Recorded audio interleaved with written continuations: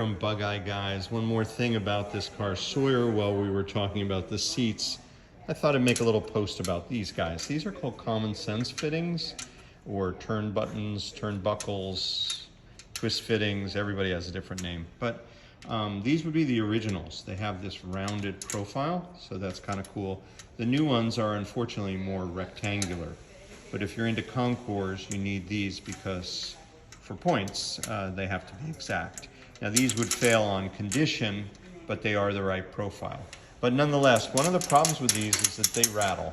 And in our hunt to, or quest to eliminate rattles, this is something I can always hear. So what we would do with these is drill out these rivets, and rivets are the correct way they were attached, and re-rivet the new common sense fittings that we sell in our catalog, and that's how you get rid of the rattle. So this is something you can look out for on your Sprite, and it's a nice way to eliminate one of the many rattles that you often find on an unrestored car. And that's what we're working on this week here at Bugeye Guys.